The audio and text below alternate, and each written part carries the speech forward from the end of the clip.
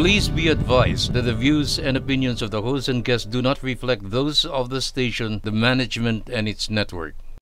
The information provided in this show does not and is not intended to constitute legal advice. Instead, all information and content in this show are for general informational purposes only. No viewer should act or refrain from acting on the basis of information provided in this show without first seeking legal advice from a proper counsel. No attorney-client relationship is created or intended to be created with the audience of the show.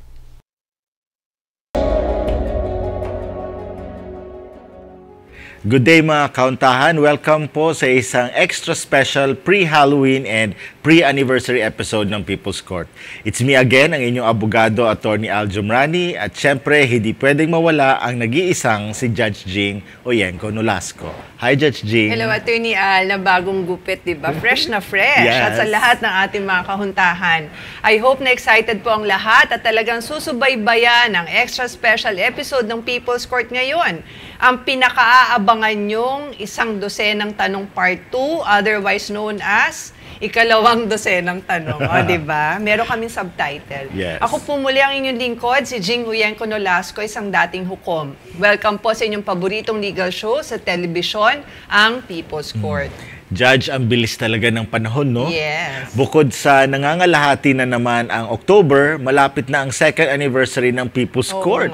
Yes, mga kauntahan, magdadalawang taon na po ang People's Court next month. Correct. And of course, maraming salamat sa inyo mga kahuntahan sa walang sawang suporta nyo sa People's Court for the past 2 years. Hindi po kami aabot ng ganito kung hindi po dahil sa inyo. Kayo po ang inspirasyon at motibasyon namin, lalo na nga po pag nakakatanggap kami ng mga mensahe ng pasasalamat mula sa inyo. That's true, Judge Jing. Kaya thank you po talaga sa inyo, mga kauntahan.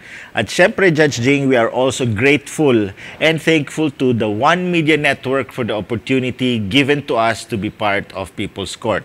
Special thanks to Mr. Philip Chen and to the General Manager of One Media Network, si Ma'am Saiti. Maraming salamat po. Yes, salamat po. And of course, salamat din sa ating People's Court team, no? From our executive producer na si Butch Serrano, to our technical director na si Josh, our production assistant na si Faye, sa ating hair and makeup artist na si Rose, at ang kanyang assistant na si Cha, sa mga cameraman natin na si Nabam, si Willie at si Nono, at sa lahat ng taga One Media Network na tumutulong sa People's Court. Mahirap pa pangalanan lahat, pero maraming salamat po sa inyong lahat. Dapat yung past and present, di nga ba? eh. Sina So, Stitch, sina Sketch. Oo. Si Sketch. Sketch pala, Stitch tuloy.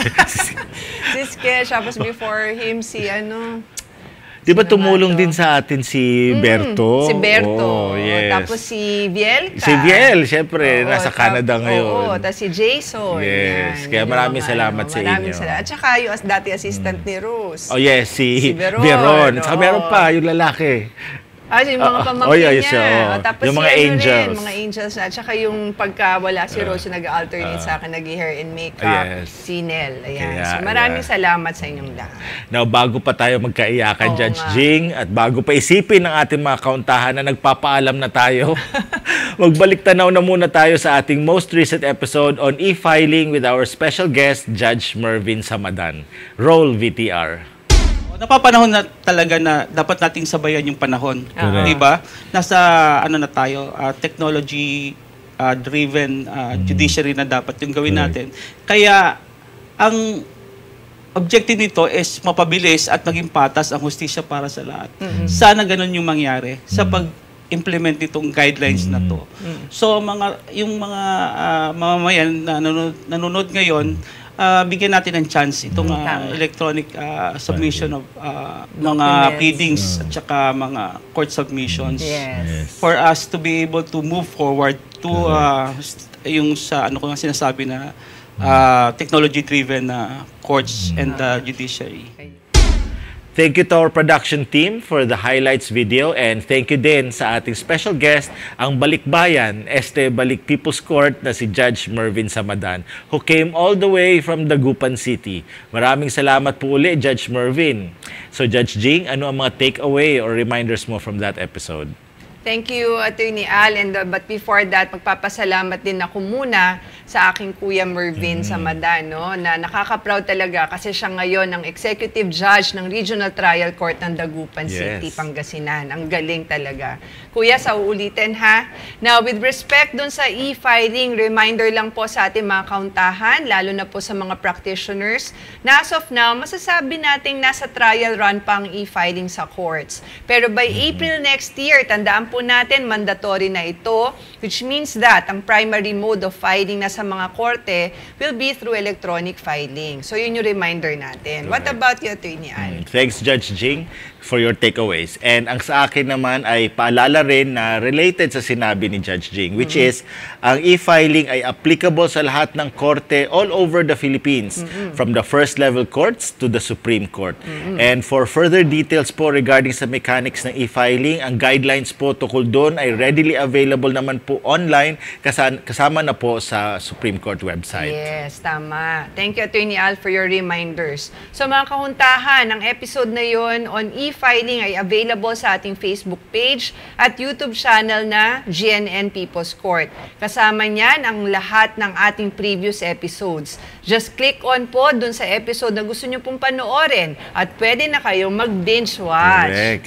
At syempre pa mga kauntahan, para marami rin ang makinabang at matulungan sa pamamagitan ng proper legal information, please like, follow, subscribe, and share our Facebook page and YouTube channel and all our episodes po. And as always, maraming salamat po sa mga kauntahan nating nag-share at nag-share na ng episodes natin, at advance thanks din po sa mga mag-share pa lang. As we always say here on People's Court, knowledge is power, and sharing is caring. O, diba? Ang galing. Meron ako talagang May action na tayo. Oo, reaction na. May action na at Yes. reaction doon sa phrase na yon. Yes. Pero mga kauntahan, kung gusto niyo naman pong panoorin ang mga episodes ng People's Court na fresh, you can catch the latest episode sa premiere airing nito tuwing Sabado, alas 7 ng gabi, sa One Media Network, which is formerly GNN, na mapapanood po sa GSAT Channel 1, Sky Cable Channel 73, at Pacific Cable Channel 44. Although pagka tignan nyo rin po dun sa inyong local cable networks kasi nag-iiba-iba po ng channel yan. Yes. At pati na rin po sa Free TV, sa UHF Channel 46. Yan. Correct. At sa iba pa. At sa iba Marami pa po. Okay. Correct. At gaya po na nasabi namin kanina, kung hindi nyo naman napanood ang premiere airing ng episode, may replays po ang latest episode ng People's Court on different times of the day and night for the entire week, hanggang bago mag-premiere airing uli for the next episode. Okay, tama. Mga kauntahan, para po mas maging maganda po ang panonood nyo sa People's Court, mainam po na kumuha na po kayo ng GSAT, kung saan may access po kayo not only to the other exciting homegrown shows of One Media Network like People's Court, kundi pati na rin po sa iba pang local and international channels. For information and installation, please visit www.gsat.asia o di kaya bisitahin nyo ang social media accounts ng GSAT, katulad na lang po ng Facebook page nila na at GSAT Direct TV.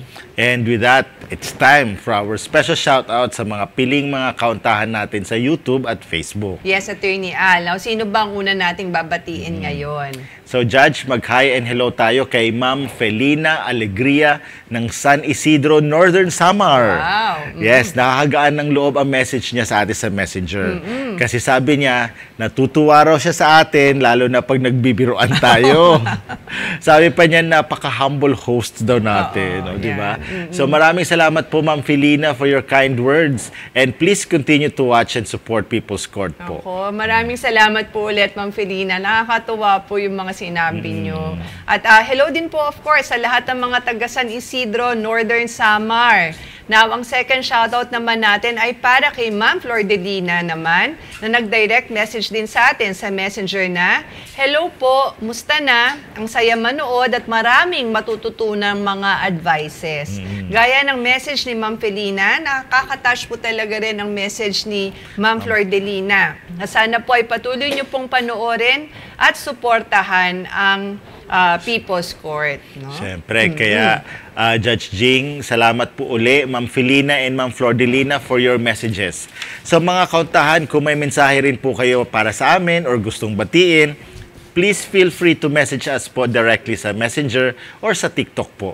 O di kaya ay i-post nyo po as a comment on any episodes ng People's Court sa YouTube or Facebook. That's right, Attorney Al. So mga kauntahan, please continue to keep those messages coming. Lalo na po yung mga positive messages nyo na truly po ay nakaka-inspire po sa amin ni Attorney Al. Yes. And with that, Attorney Al, it's time now for our personal shout-out. Sino bang babatiin mo this week? Okay, thank you, Judge Jing. So ang babatiin ko today ay ang mga taga Dumaguete at Siquijor. Wow. Okay, so una dyan si Ayan Briones, yung dati kong kaklase and then friend ko, syempre. Thank you for the time and for hosting our one night in Dumaguete. Oh, wow. Also, hello kay RTC Judge Sheila Lynn Katakutan Besario. Ayan, kaklase ko rin siya sa law school. Nakita ko yun sa Facebook. Yes, post mo. At saka talaga siya, nag-schedule siya, tinapos niya lahat, hinihintay niya lang na matapos naman ako sa kabilang court para makapunta. Kasi para, syempre di naman niya pwedeng isuspend ang proceeding. Sabihin na, teka lang ha, I am in the presence of the one and only Attorney Al. So, yun. So, pag natin ko, tapos na yung hearing niya. So, kaya medyo matagal din yung kwentuhan. Kaya thank you very much for your time, Judge Sheila. And also, thank you for the batch t-shirt. Ayan. And also, thank you kay Atimana. Hi and hello kay Atimana Muhammad Tumog. Thank you for the catch-up at sa paghatid sa airport. Oh, wow. Ayan. Actually, pwede naman kayo mag-tricycle na diretso, no? Pero, syempre, gusto ko lang mag-catch up din. So, nag-offer na lang siya na ihatid kami sa airport. Okay, and finally, thank you kay Neneng Judeline Dimasuhid, no, ng Siquijor for helping us settle in sa Siquijor at saka for booking the island tour ng Siquijor. Oh, wow. Ayan, kaya super enjoy nung time na yon. Kaya hopefully we can go back and very soon yun. So ingat kayong lahat dyan. Hope to see you soon. Ayan. So how about you, Judge Jing? Wow, nako, hello po muna sa mga binate ni Attorney Al. Medyo marami sila, so hello po sa inyong lahat. And I hope to be able to visit Dumaguete at Siquijor. Hindi pa ako nakapunta doon eh. Oo nga, You will fall in love talaga with the place. Ibang-iba Sige. siya. Oo nga, sana makapunta ako dyan. Yung sa akin naman, magsi-special shoutout ako at advance happy birthday sa tita ko na nagbabakasyon ngayon from the US. Mga 7 years na rin bago siya nakauwi ulit dito. Pero nakakatuwa ito ni Al kasi kahit wala siya sa Pilipinas, kahit wala siyang Facebook, talagang regular siyang nanonood ng show natin. Saan? Sa YouTube. Sa YouTube. Oo, Nice. talagang updated siya. Tapos nagme-message siya sa akin. So maraming salamat po for that and welcome back to the Philippines. And of course, happy birthday Tita Tessie Cortez and see you soon po. Kasi hindi pa kami nagkikita, kadarating lang niya. So magkikita kami before, while she's here and before she leaves back for the US. Yeah. Ayun. So, thank you very much for your support, Tita Tessie, and happy birthday po sa inyo. So, with that, dahil alam na ng ating mga kauntahan ang i-expect mula sa episode natin ngayon, mainam nang mag-break na muna tayo para after that, pwede na natin simulan ang pagsagot sa 12 or 12 piling tanong mula sa ating mga kauntahan. That's right, Attorney Al. We will devote our second and third segment sa pagsagot ng 12 tanong mula sa ating mga kahuntahan. Kaya abangan niyo po yan mga kahuntahan sa pagbabalik ng People's Court.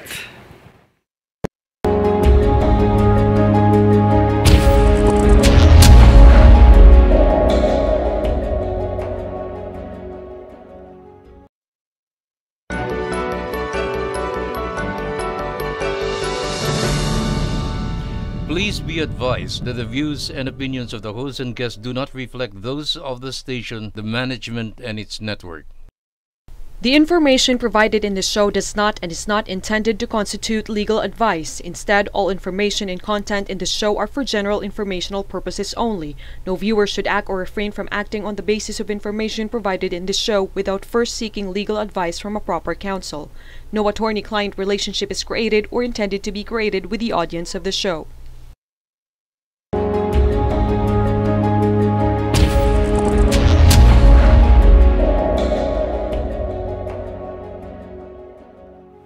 Welcome back to People's Court, to our Legally Speaking segment, mga kauntahan. It's me again, Attorney Al Jumrani, with the one and only Judge Jing Oyenko Nolasco. Hi again, Judge. Hi again, Attorney Al, and to all our kahuntahans. Welcome back po sa extra special episode ng People's Court, ang isang dosenang tanong part 2, aka ikalawang dosenang tanong, di ba? Narito na po tayo sa ating Legally Speaking segment, ang second segment po natin, kung saan sasagutin natin ang unang 6 na mga tanong mula po sa inyo, mga kahuntahan. Yes. So without further ado, let's start na, Judge. Yes, Attorney Al, what's the first question? So, Judge, ang first question natin ay F din ang start ng messenger name niya at itatago natin sa alias na Farah. Parang si Farrah Fawcett. Oh, di ba? Ang isa sa original na Charlie's Angels. I'm sure kilala mo siya. Oo naman. Bakit mo siya kilala? Hindi ko naman dinidinay na kilala ko siya. Siya hindi niya ako kilala, di ba? Kasi nung bata pa ako, mga 78 siguro yun or 79 yata, nakapanood pa ako ng Charlie's Angels. Yung TV show noon. Hindi ko sure kung Channel 7 eh. Basta parang Channel 7 or 9, parang ganyan. Tapos natatandaan ko na sobrang sikat yung hairstyle niya noon, na volume talaga, no? Na may pagka-glam flyaway na mahaba, parang ganun. Sabi nga, yung mga ganong klaseng hairstyle, cult classic na, the Farrah Fawcett look, ganyan. So, yun, kaya ako natatandaan. Now ako, may tanong ako sa'yo, sinong Charlie's Angels sa bang inabot mo? Actually, si Drew Barrymore na. Yung ano na, 90s, di ba? 90s yun, yes. Talaga lang. Pero joke lang, kasi inabot ko rin yung Charlie's Angels sa TV. Pero hindi na ata si Farrah Fawcett. Si ano na, si Cheryl Ladd. Yung pumalit sa kanya. Pumalit sa kanya. Actually, hindi lang, di ba kasama si Jacqueline Smith doon? Yun yung dalawa. Yung si mga original. Jacqueline, tsaka si Kate. Ayun. Kate Jackson. Tapos yung pangatlo, yung blonde. Si Farrah Fawcett. Tapos si Cheryl Ladd. Kay Cheryl Ladd na ata ang napanood ko. Okay. Akala ko nga sasabihin mo, ang inabot mong Charlie's Angels, yun ang Kristen Stewart. Kristen Stewart. Parang hindi nakapanipay. Anyway, sige na nga, anong bang tanong ni Farrah? Hindi si Farrah Fawcett. Yes. Okay. Medyo mahaba yung tanong niya, kaya sinamarize ko na lang ang concern ni Farrah Fawcett. Farrah. Na sinedya sa messenger. At ito ay tungkol sa support of a father to his non-marital child or illegitimate child na may kasunduan sila sa barangay na magbibigay yung tatay ng monthly. Pero pagkatapos daw magbigay ng ilang buwan, nagsimula ng pumalya yung tatay sa pagbigay ng monthly support. So tanong ni Farrah ay, pagka ganun daw ba, pwede na bang magsampa ng kaso ng vowsy laban sa ama? Judge? Ayun. Ako, thank you, Attorney Al, for summarizing Farrah's concern and question.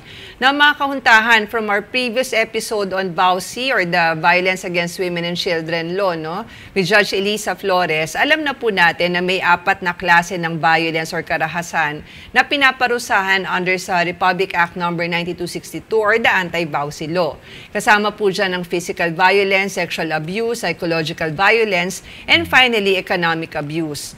Previously po, umabot sa punto na dumami talaga ang VAUSI cases for economic abuse, no, na ipina-file laban sa mga tatay na hindi nakakapagbigay ng suporta sa kanilang mga anak. So, ang ginagawa, instead of filing a civil case for support, criminal case for VAUSI under economic abuse, and then later on under psychological violence, yun na po yung pina-file.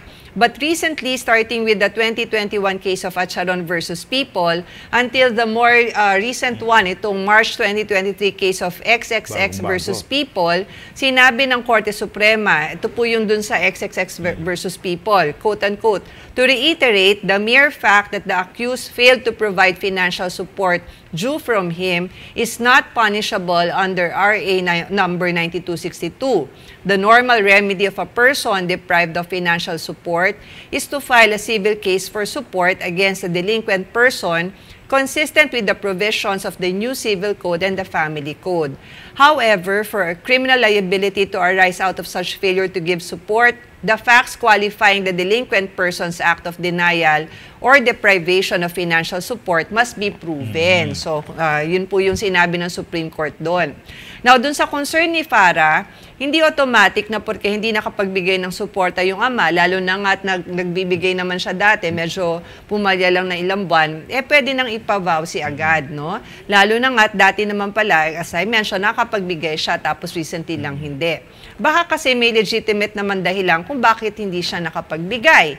At hindi naman na may intensyon siyang magdulot ng mental or emotional anguish sa ina sa pamamagitan ng sinasadyang hindi pagbibigay ng suporta. So pagka ganun, kasi nga para maging vowsy case daw, kailangan merong ganong may intentional withholding ng support to cause mental anguish dun sa ina. So yun parang pwede siya mag-constitute ng physical abuse nga doon, saka economic abuse din.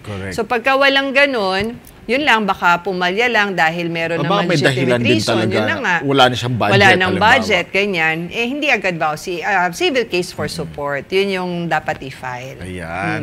Okay. So thank you very much for that, Judge Jing. Actually, nabasa ko yung Acharon versus People. Unfair naman talaga dun sa lalaki. Yes, kasi yung lalaki, ano siya, OFW. At ito for sure, marami sa mga kauntahan natin na ganyan na sitwasyon no, na dahil nag-abroad, nung una nagpapada, tapos hindi na nagpapada, iniisip nila bawsi agad. Doon sa kaso ng Acharon versus People, OFW si Acharon, Mr. Acharon doon, na aksidente siya, na ospital siya, naubos ang pera niya sa abroad. Tapos ayun, sinampahan pa siya ng vowsy. So sabi ng Supreme Court, hindi naman intentional yung pag-withhold ng support, may rason. Kaya ayun. So, kaya maganda yun from Acharon onwards, at least na, kumbaga, mas naging fair yung treatment dito. Kasi nga naman, like ako dati sa RTC, ang daming mga ganyan, sinasampahan ng, yun nga, economic abuse. Tapos yung ano na, naging psychological violence na. Sabi ko, tapos gumarap yung ama, ang ano naman nila, nagbibigay naman, kulang lang, hindi lang nagkasundo, tapos naging vowsy na agad, diba? So, at least, mas maayos na. Yung kaso ng Acharon versus People. At saka itong si XXX versus People. Triple X versus People. Okay, so thank you very much, Judge Jing. I'm sure na-enlighten si Ma'am Farah dun sa vowsy. Okay. Now, what's the second question, Judge? Ready ka na? Okay, ito natin ni Al. Galing ito sa kahuntahan natin, nagpadala ng direct message sa atin sa Messenger, at itago na lang natin sa Elias na Mila. Ang tanong niya is, kung pwede raw bang kasuhan ng cyber libel ang isang taong panay ang post sa Facebook na mapanira at alam nilang sila ang tinutukoy, although hindi sila pinangalanan. Anong masasabi mo ron, Attorney Al? Ay naku, maraming ganyan, Judge Jing. Pero wala akong masabi. Joke lang po. Yan. May masasabi tayo dyan. Yung ganyang mapanirang mga post, no, mga kahuntahan, kahit na hindi po na identify or hindi pinangalanan ang subject ng ganyang post na yan, ay pwede pa rin cyber libel yan. Correct. Kasi tulad nung sa na-discuss natin sa previous episode natin on libel, cyber libel to be exact, no, nakasama natin si Attorney Edward Chico, no, na-discuss natin yung mga requisites ng cyber libel. At ang importante yung mapanirang post, tapos ang purpose, syempre may publication para masabing cyber libel, syempre through the internet, tapos yung subject, kahit hindi siya named, pero easily identifiable ng mga nakakakilala at yung nakakabasa doon sa post. So halimbawa, ang example natin dyan, si Johnny Cruz. No? Ang example natin is Juan de la Cruz. Tapos sa post niya, nilagay niyang Johnny Cruz. Diba? Ang resemblance, hindi lang doon sa ginawa mo English, ginawa mo social yung pangalan, pero kung doon sa description, describe mo yung tao, physically, sa ugali, or even sa mga relasyon nito, no? Like yung family, ganyan, walang duda na ang subject o ang tinutukoy ng post mo is si Juan de la Cruz. Correct. Kaya pasok yun sa cyber libel. Kaya wag niyo po iisipin na binigyan nyo ng alias yung tao, or kahit nasabihin yung blind item, sinetch itech. Ay naku, pagka ganyan, malalaman. Yung nga yung point mo dun para mahulaan nila. So that's definitely, within the crime or within the concept or contemplation of the law on cyber libel. Diba? Ang galing ni Attorney Al. Hindi lang basta sinagot ni Attorney Al ang tanong, may example pa para mas madaling maintindihan. So maraming salamat for that, Attorney Al. At mga kauntahan, for further information on cyber libel, panoorin niyo po ang episode 29 natin with Attorney Edward Chico na nagkaroon na naman ng sold-out show sa Music Museum last October 6. So congrats again, Attorney Ed. At sana mag-guest ka ulit sa People's Court para masaya yung guessing niya kasi, di ba? Now, what is our question number 3, Attorney Al? Okay, so Judge, our third question comes from our kauntahan na itago natin sa alias na Alan. Ang tanong niya ay, hi po sa inyo, attorney at judge. Tanong ko lang po regarding estate tax. Yung lupa namin is wala pang title, tax declaration pa lang. Saklaw ba ito na estate tax o sa mga tituladong lupa lamang? Salamat po, Judge. Okay. Thanks, Attorney Al, for reading Alan's question. Attorney Al, mukhang kailangan natin ulit linawin sa ating mga kahuntahan ang tungkol sa estate tax, no? Dahil nako-confuse pa rin siya sa amilyar o yung real property tax. Kasi nga, yung amilyar o real property tax, kung minsan tinatawag siyang real estate tax, no? So, gaya po na yung pinaliwanag ni Attorney Boying Chavez sa episode 88 natin on estate tax. At hinighlight din natin sa last episode natin, no, yung sa sa balik tanaw portion natin, 'di ba? Yung sa highlights. Yung estate tax po, nagkakaroon lang po niyan pag may namatay na may naiwan ng mga ari-arian. Whether personal property ba ito, kagaya ng mga sasakyan, alahas, etc., or real property kagaya ng mga lupa, no? So may namatay, may naiwan siyang ari-arian, yung po mga ari-arian na 'yon, pwede mapatawa ng estate tax. So actually, parang based nga sa discussion natin before, parang mas maganda na gamitin ng term para hindi confusing is inheritance tax. Yun. Sa BIR po yun binabayaran. On the other hand, yung binabayaran taon-taon para sa lupa, sa local government unit, or yung sa city hall or sa munisipyo, no, yun po yung real property tax or amilyar. Binabayaran yan kahit walang namatay na tao. Now, yung sa tanong ni Alan, kung may namatay na may-ari ng lupa, kahit hindi pa ito titulado, tax declaration pa lang, pero sure na talagang sa kanya nga, kumbaga dun sa namatay yung lupa na yon, then pwede pa rin siya makasama sa mga ari-arian na dapat bayaran yung estate tax. Pero kung may duda pa sa ownership, kasi nga tax deck lang ito, di ba? Wala pang titulo, maaring hindi pa siya mapasama doon nga sa pag-compute sa estate ng tao at yun sa pagbabayad din ng estate tax. So yun po yun. No? Pero yung kung ang patungkol ng question is yung sa amilyar, babayaran. Kahit walang namatay. Kahit walang namatay. Correct. So, yun. So, there you have it, Alan. Kinailangan nating mag-distinguish sa dalawang sitwasyon kasi ang importanteng dapat malaman muna is kung sa namatay nga ba ang lupa. Dahil kung sa kanya, mapapasama ang lupang iyon sa mga ari-arian na dapat bayaran ng estate tax. Now, on to the fourth question, Judge. Yes, Attorney Al. Ito naman ay galing sa kahuntahan nating itago natin sa pangalan na Kaloy. Gaya ng mga nakaraang questions na puro sa Messenger pinadala, sa Messenger din nagtanong si Kaloy na ask lang po if pwede ba i-defend ng isang abogado sa court ang kanyang sarili. Attorney Al? Oo. Parang legally blonde. Di ba may eksena doon na dinefend niya sarili niya. Part 2 na ata yun. Sa part 2 ba yun? Sa part 2 Hindi, sa Congress yun eh. Sa Congress? Yung part 2. Sa part 3, may part 3 na ba? Wala pa? Okay. Ano sa legally? Anyway, sa mga eksena gano'n. Okay, anyway, may mga gano'n. Ayan. So, salamat, Judge, at kay Kaloy. Ang short and simple answer to that question is yes. Pwede namang i-defend ng isang abogado ang sarili niya sa korte kung gusto niya. Pero may mga pagkakataon na kailangan niyang magpa-assist sa iba pang abogado. Katulad halimbawa, kung siya ang ipipresent na witness. Kasi syempre, magkaroon ng direct examination. Alam nga namang sabihin niya, Mr. Witness? Yes. Yes, attorney. Ganon. Di ba? Mahirap. Mahirap. So dapat ibang abogado ang mag-present sa kanya sa court.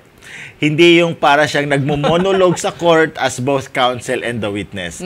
Also, dapat pag-isipang mabuti ng isang abogado kung kaya niya bang depensahan ang sarili niya impartially and rationally and not be affected by his or her emotions. Tama. Kasi syempre, pag ang isang abogado ang naging defendant sa isang kaso, whether civil or criminal yan, lalo na nga't criminal, mas affected siya and malamang emotional. Lalo na kung baseless ang kaso, di ba? Tama. So baka ma-cloud ang kanyang better judgment at ang kanyang mga emosyon. Pag ganun, mas mainam na ibang lawyer na ang mag-defend sa kanya at ibang lawyer na ang mag-absorb ng stress. Oo nga, kasi di ba meron kang impartial look. Kumbaga Correct. kasi medyo affected ka nito. Correct. Ikaw yung Yes. defendant Oo.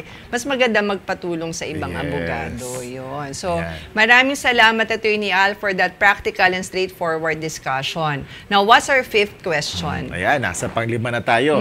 Ang tanong ay galing naman sa kahuntahan nating si alias Tonton na nagtanong na, may batas po ba na nagsasabi na ang sahod ni Mister ay para kay Mrs.? Judge? Yeah, nakakatuwa to si Tonton. Maraming salamat Attorney Al at kay Tonton. Kasi yung question na to, nilinaw niya pa kasi yung isa, parang variation nito. So nilinaw niya, ito talaga yung tinutumbok niya. Okay. Now, Tonton, gaya na napag-usapan natin sa episode number 61 on support with Judges Ricky and Irie Moldes, ang mag-asawa po ay actually may mutual obligation po no, sa isa't isa. Ibig mong sabihin ay sila po ay parehong may obligasyon na suportahan ng isa't isa, lalo na nga't kung pareho silang may trabaho. So sa tanong ni Tonton, masasabi natin ang sahod ni Mister ay para kay Mrs. provided na ang sahod din ni Mrs. ay para kay Mr. Tama, dapat diba? fair. Oo. Pero paano kung walang trabaho si Mrs.? Then, obligasyon ni Mr. na suportahan ng Mrs. niya. At kung may mga anak sila, pati mga anak nila. Kasi si Mrs. naman, siya naman yung nag-aasikaso sa bahay. Diba? Pag walang, kumbaga, walang working job or office job si Mrs. Hindi po sabihin na walang ginagawa si Mrs. kasi siya naman na nagmamando sa bahay. In the same manner, kung si Mr. naman ang walang trabaho at houseman, for example, at si Mrs. ang working sa labas, no, siya yung kumikita, then si Mrs. din naman ang may obligasyon na suportahan ng mister niya at ang mga anak nila kung meron, di ba? Yan, okay. Kasi nga naman, may obligasyon ng mag-asawa to observe mutual love, fidelity, respect, and even support, di ba, Judge? Yan, tama. Yan. Hindi pwedeng one-way street. It takes two to tango, ika nga. Oo, correct ka dyan, Attorney Al. Especially yung sinabi mong it takes two to tango. Dahil ang ikatatagumpay po ng isang relasyon, gaya na lang sa mag-asawa, is nakadepende sa kanilang dalawa. Dapat pareho silang mag-effort, no? Pag isa lang po, walang mangyayari. Yan. Tama. Anyway, ready ka na ba for the sixth question, Attorney Al, before we go on a break? Yes, Judge. What's the sixth question? O, ito na. Question number 6 comes from our kahuntahan na si Elias Giselle. Ang tanong niya ay, hello po, ask ko lang po if lahat po ba ng RTC case ay may hold departure order? Attorney Al? Yan. Thanks, Judge G. So, Giselle, hindi na ako magpapaligoy-ligoy pa. Sa criminal cases under sa regional trial courts lamang pwede mag-issue ng hold departure order, not in other types of cases. For further information on that, please watch again our whole departure order episode with Attorney Ador Tolentino. That's episode number 42. Ayun. At paalala po ulit mga kauntahan, hindi po pwede mag-issue ang isang first level court ng hold departure order. Regional trial court lang po. Yan, that's right, Judge Jing. So with that, nakatapos na tayo ng kalahating dosenang tanong. Yes, Attorney Al. At mamaya sa third segment natin, pagpapatuloy naman natin ang the next 6 questions natin. Kaya abangan niyo po yan mga kauntahan, lalo na po kung may mga tanong kayong ipinadala sa amin. Kung hindi man nakasama sa first 6 questions natin, baka sa next 6 questions mga kauntahan. Kaya don't go anywhere mga kahuntahan. Magbabalik pa ang People's Court.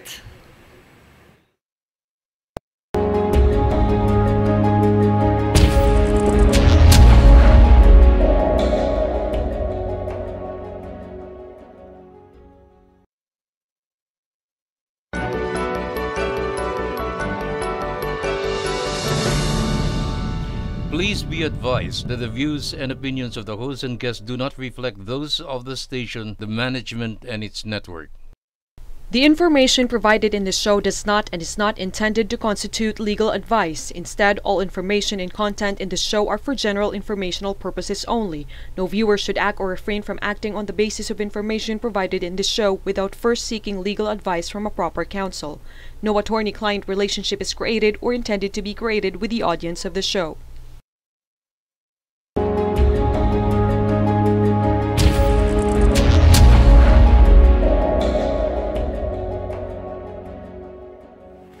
Hello po ulit mga kauntahan. Welcome to the Amicus Curiae, ang third segment ng People's Court. Ako po uli ito, Attorney Al Jumrani, with the one and only Judge Jing Oyenko Nolasco.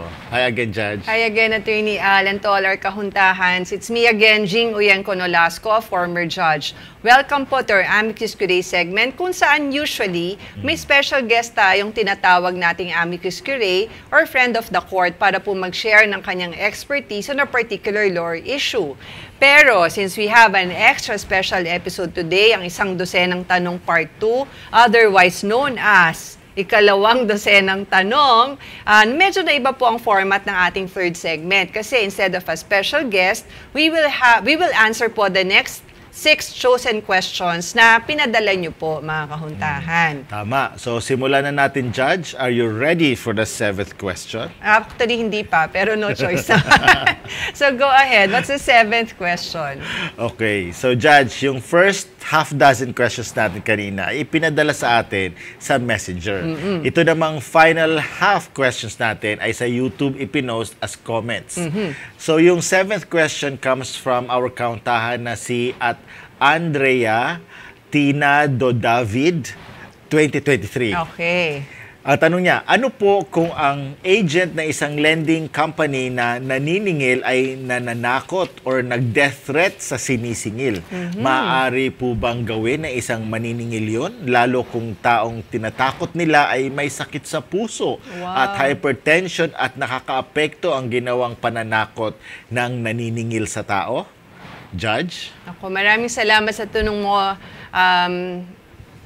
Teka, maraming salamat muna kay Attorney Al. Medyo nag-affected ako doon sa binasa niya kasi dahil kawawa naman yung tao. So, thank you for reading the question, Attorney Al. Thank you at Andrea Tina Do David 2023. Ang masasabi ko lang, nakakalungkot yon kasi with all due respect dun sa lending company, bad po yung ginagawa na yan ng agent na lending company. Nakakainis po actually.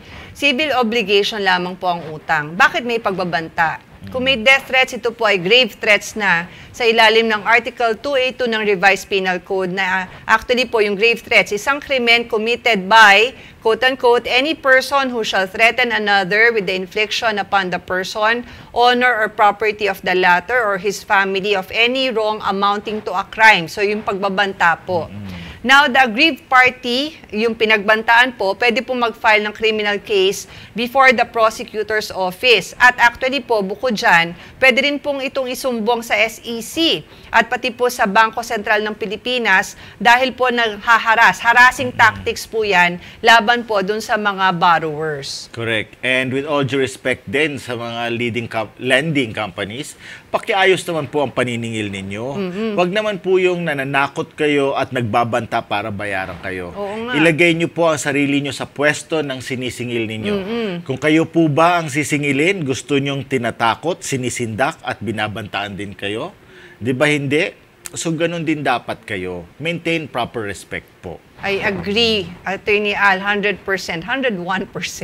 At bago pa tayo tuluyang ma-high blood, kasi medyo na-trigger ako. Correct. At ma-stress ang mga ganung negative tactics ng lending companies. Ready ka na ba for question number 8? Yes, buti nila kumalma ka, Judge. Kaya ready na ako for question number 8. Sige, fire away, Judge. Galing naman ito kay at Michael Migs Jacinto at Toy, 5434. Ang hirap basahin ng mga nila sa YouTube. Kasi may mga ganyan, number. Okay. Hello po. Itong tanong niya. Good day. Ask ko lang po, sana, if estafa po bang maituturing kapag yung ka-co-owner ko sa isang property ay pinaupahan ito nang hindi po ako inaabisuhan. Yung mga renta po ay hindi nabibigay sa akin. Maraming salamat sa sasagot. Attorney Al. Okay, thank you for your question. Thank you rin, Judge Jing. So, again, thank you at Michael Migs Jacinto Tatoy, 5434. So, may tatlong klase po ang estafa sa ilalim ng Article 315 of the Revised Penal Code. Ang una ay estafa with unfaithfulness or abuse of confidence. Pangalawa ay estafa by means of false pretenses or fraudulent acts executed prior to or simultaneous with the commission of the fraud.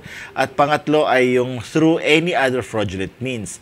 Meron din po tayong tinatawag na other forms of swindling sa ilalim ng Article 316 of the Revised Penal Code.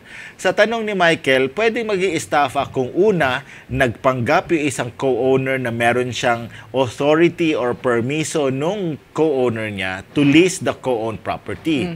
Ngayon, kung may inimbento siyang dokumento like a special power of attorney, tapos pinapalabas niya doon na pinirmahan ng co-owner niya, ito naman pwedeng maging falsification of public documents.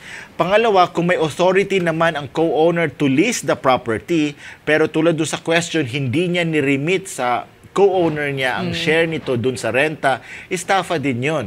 Ngayon, anong klaseng estafa? Yun ay mahuhulog bilang unfaithfulness or abuse of confidence dahil may duty ang receiving co-owner to remit the amount but said co-owner misappropriated or converted it. Yun. Maraming salamat for that, Attorney Al. At mga kauntahan, for further information on estafa, panoorin niyo po ang episode 34 natin on that with our special guest, Dean Jim Festin. Now it's time for question number 9, Attorney Al. Judge, ito naman ay galing sa isang kautahan nating si Rico Ocampo, SD4NE. Yan. Attorney, good day po. Ask ko lang kung obligado po bang magbayad ng HOA fees ang may-ari ng lupa sa subdivision kahit wala pa pong bahay na nakatayo. Salamat po sa reply and stay safe po. Judge? Thanks, Attorney Al. At kay Rico Ocampo, SD4NE. Yan. At least mas madaling basahin. Yes, yung ano, no? correct. Unang-una sa lahat, kapag member na ng Homeowners Association or HOA, may duty pong magbayad ng membership fees, dues, and special assessments. Ayon yan sa Section 8 ng Republic Act 9904. As to when these fees, dues, and assessments may be imposed, nasa bylaws po yan ng HOA. Ayon sa Section 15O ng RA 9904, the bylaws shall set forth the dues, fees, and special assessments to be imposed on a regular basis and the manner in which the same may be imposed and or increased. Kaya kung nakasaad po sa bylaws ninyo na magbabayad na kayo ng HOA dues on the mere condition na buyer at member kayo ng HOA, kahit hindi pa natu-turn over ang bahay, then that will prevail po. But if you find this unfair, dahil hindi naman yun na-avail ang services and benefits of being a member, dahil hindi pa kayo nakatira dun sa subdivision, then by all means po, pwede kayong magreklamo sa Department of Human Settlements and Urban Development or sa DSUD. Yan, thank you. I-share ko lang, Judge, no? Yang doon sa subdivision namin, although na-inform na ako about the association dues, pero malinaw sinabi sa akin na I will start paying the association dues pag na-turn over at tagang nagkaroon na ng actual possession. Dun sa property. Kasi it took me 3 years bago na-turn over. Imagine kung hindi ganun yung rule nila. So 3 years ako nagbabayad ng homeowners association dues na hindi ko naman i-enjoy yung pangungulekta ng basura, correct, yung security, at saka yung cut grasses. Buti sana kung pwede kong sabihin na, dahil wala pa ako dyan, pwede ba doon muna sa Makati kung saan ako nakatira, gawin nyo yan? Oo nga. So reasonable naman. Kaya yun. Kaya kung meron, tulad sinabi ni Judge, kung you find that unfair, then you can go to DSUD para ma-bring up at ma-ano nyo yan, ma-raise nyo yan sa DSUD. Yes. Okay, so and for further information on HOAs and the rights and obligations of HOAs and homeowners, please watch our episode 76 with Attorney J.V. Almeda. Ayun. So, actually, ito, dahil sa sobrang dami ng tanong natin, 10th question na nga pala to. Kasi nag-9th Yes, question na ito, ninth na di ba? yun, Yan. So, ano na ba ang 10th question? Tama ba ang ating tama. ano yan? 10th na, di ba? Excited, pero sa sobrang excited, nakalimutan na ang bilang.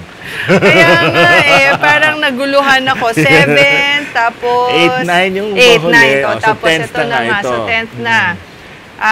Tapos, ano nga ito ngayon? 3 questions na. Hindi, bali, 10, 11, 12. So 10 siya, pero may 3 sub-questions. Ayan, okay. Pero kung i-consider natin ito na hiwa-hiwalay na question, ay lalagpas tayo ng 12 today. Lagpas na. So, ano na ba itong tanong natin? Sige, ito na ang 10th question natin na galing kay at user IX5CM5JJ7Z. Diba? Ano ba itong mga pangalan nyo sa YouTube? Ayan. Pero actually, Judge, sabi ko kanina, series of questions siya. So, parang pang 10, 11, 12. Tapos Oo, na diba? pala. So, tuhog na, no? Parang nung original nating 100 tanong last year. Oo nga, diba? Meron din tayong ganun. Tinuhog din. 10, 11, 12 din yata yan. Maganda. So, pagkatapos ito, tapos na tayo. So, ano ba tong tatlong tanong na ito? Okay. Ayan. Sige, ready ka na. Yes, ako ready na. So, ito na, Judge, para pang-bar exam lang sila, no? Because naka A, B, and C pa. Talaga? Yes. Okay, go. Okay, so first question. Does a writ of execution have a time element? Do the defendants get years to comply with the motion for execution? Okay. Letter B. Okay. Can the sheriff take cell phones, especially since some of them are expensive too? Okay. And letter C. What's the need for a writ of execution if a judgment is final and executory by itself? Di ba? Yung last question, parang emphatic talaga si at user IX5CM5JJ7Z. Di ba? Kasi parang, what's the point of a writ kung final and executory na siya? At saka nakaano pa siya, tatlong question. Yes, tatlong question marks pa. Oo nga, so, yun ang tatlong questions under question number 10. Actually, parang apat. Kasi doon sa A, meron siya dalawang tanong yes. So parang sobra-sobra, 10, 11, 12, 13 na pala. Anyway, so maraming salamat at user IX5CM5JJ7Z. Para siyang series sa kung sa man. Pero anyway, series of questions yan, no? So sasagutin natin pa isa-isa ang question numbers, actually 10, 11, 12, na related to each other. So sa unang tanong mo, ayon sa Section 14 ng Rule 39 of the Rules of Court, ang bisa na isang writ of execution ay the same period for the execution of a final judgment by motion, meaning within 5 years from the finality of the judgment. So halimbawa, ang judgment ay naging final noong 2020. Then nag-issue ang court ng writ of execution noong 2021. Ang bisa ng writ of execution ay hanggang 2025, which is 5 years from 2020, ang taon na naging final and executory ang judgment ng court. Now, sa pangalawang tanong mo, hindi pwedeng kunin ng sheriff ang cellphone ng judgment debtor kahit pa iPhone 14 Pro Max fully paid yan. 15 na ngayon. 15 na pala, yes. Okay. Dahil makukonsidera itong necessary article for ordinary personal use o di kaya ay ordinary tool personally used in trade, employment, or livelihood. Nasa ilalim ng Section 13, Rule 39 ng Rules of Court ang mga properties na exempt from execution. Ibig sabihin, hindi pwedeng implement doon yung writ of execution. Dalawa sa mga ito ay, yun nga po, yung ordinary tools and implements personally used by him in his trade, employment, or livelihood. At yung sumunod po ay necessary clothing and articles for ordinary personal use, excluding jewelry. Yun. So, kahit nga iPhone 15 pa siya. Hindi naman jewelry unless gawin mong quintas, di ba? Gawin mong pendant. So, ang laki, nakaganon ka na. Okay, now to the last question. Bakit nga ba need pa ng writ of execution kung judgment ay final and executory naman by itself? Ang simpleng kasagutan po ay nag-i-issue ng writ of execution if yung judgment debtor does not voluntarily satisfy the judgment after notice of the judgment, no? Ayaw niyang nag-i-issue ang writ kasi ayaw niya mag-comply dun sa sinabi ng korte na magbayad ka. Kasi po, kung yung judgment debtor naman po, no, nung sinabihan ng korte, o magbayad ka 300,000 pesos, nagbayad agad, no? O at yun na nga po, nag-comply siya agad dun sa judgment, then hindi na po kailangan mag-issue na writ of execution. Meron pong gano'n na may pagkakataon na yung debtor naman nagbabayad agad. So, hindi na umaabot sa writ. Pero kadalasan po kasi, hindi naman kasi ganun. Kaya po, kumbaga si debtor, talagang pininindigan niya. Ay, wala hindi. siyang utang wala or wala siyang liability. magbabayad. Yan po. Kaya, nag-i-issue ng writ of execution. It's as simple as that. Yes, Yan. di ba? Direct to the point ang pagsagot ni Judge Jing sa questions 10, 11, 12.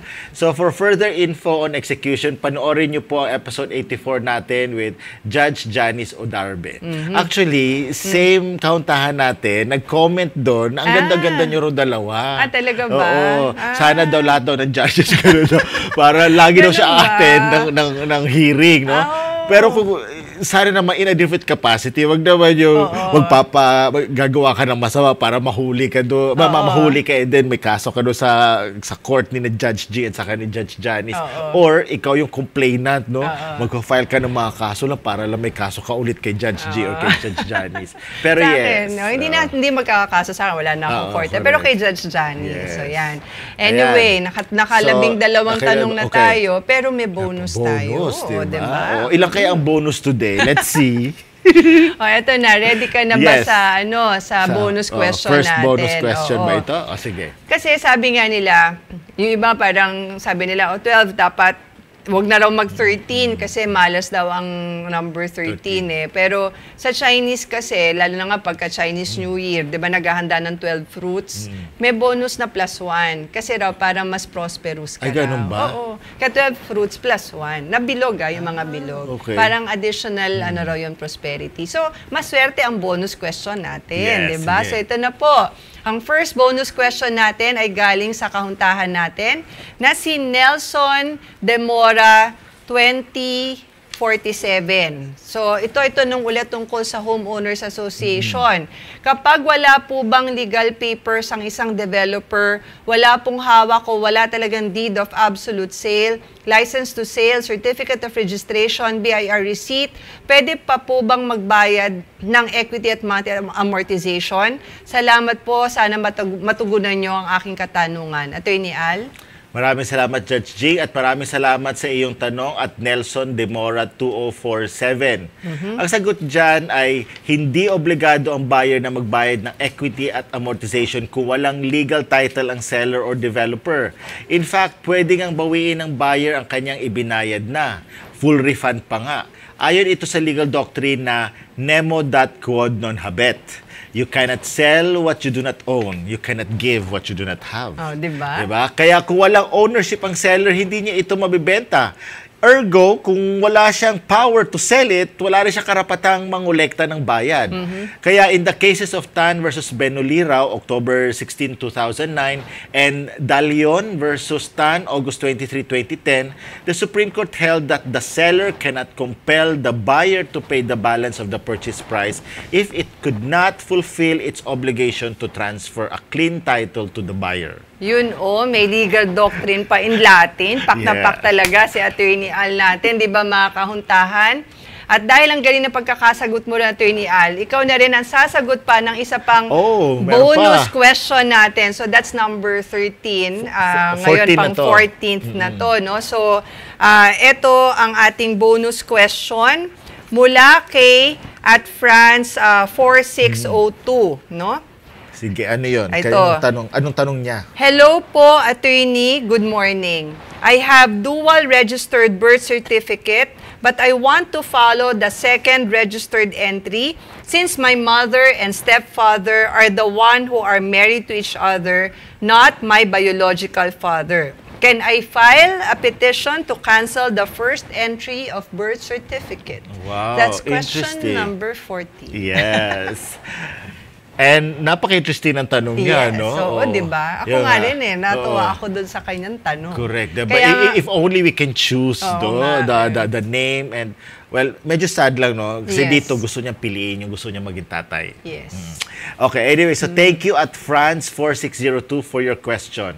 Ang remedy for cancellation of a birth certificate ay nasa ilalim o napailalim sa Rule 108 of the Rules of Court. Ayon sa Section 2 nito, dapat on good and valid grounds. So sa question mo, nagkaroon ka ng dalawang birth certificate. Gusto mong ipakancel yung unang birth certificate mo dahil yung una ay ang nakasaad na tatay mo ay ang biological father mo. Samantala, dito sa second birth certificate, ang nakasaad naman na tatay ay ang stepfather mo na pinakasalan ultimately ng nanay mo. Kahit labag sa kagustuhan mo, unfortunately, ang dapat i-cancel dyan ay ang second birth certificate mo dahil isa itong falsehood dahil hindi naman ang stepfather mo ang biological father mo.